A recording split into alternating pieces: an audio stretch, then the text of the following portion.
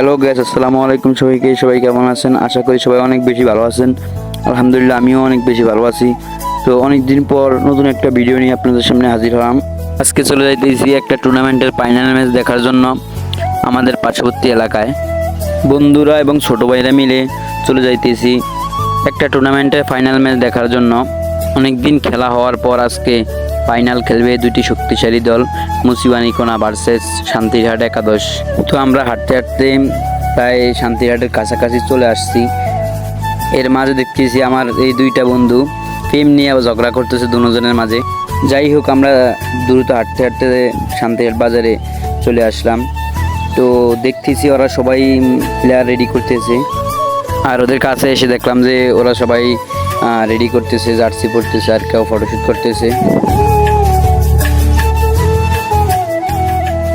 তো আমরা যারা ছিলাম ওদের আগে অটো দিয়ে মাঠের কাছে চলে আসছি। তো ওরা এখন দেখতেছি সবাই আসতেছে, প্লেয়ারগুলো সবাই মিলে আসতেছে। ওরা হচ্ছে সবাই শান্তিরহাট একাদশের প্লেয়ার। তো ওরা সবাই এলাকার না হায়ার খেলতেছে। তো একটু পর পর দেখতেছি যে মুসিবাড়ির কোনো একা চলে আসতেছে।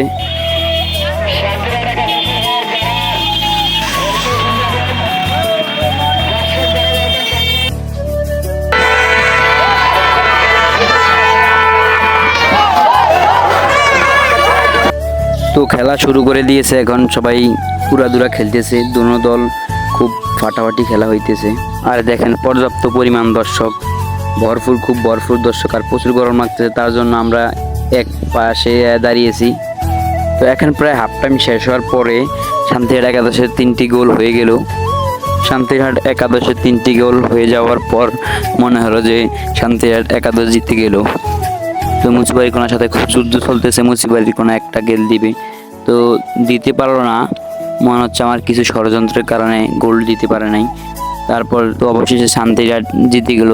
শান্তিরহাট 6 আর মুসিবাড়িকোনা 0।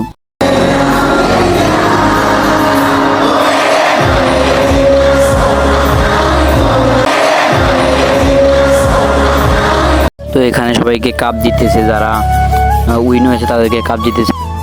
তো আজকের ভিডিওটা এই পর্যন্তই। সবাই ভালো থাকবেন, সুস্থ থাকবেন। আল্লাহ হাফিজ।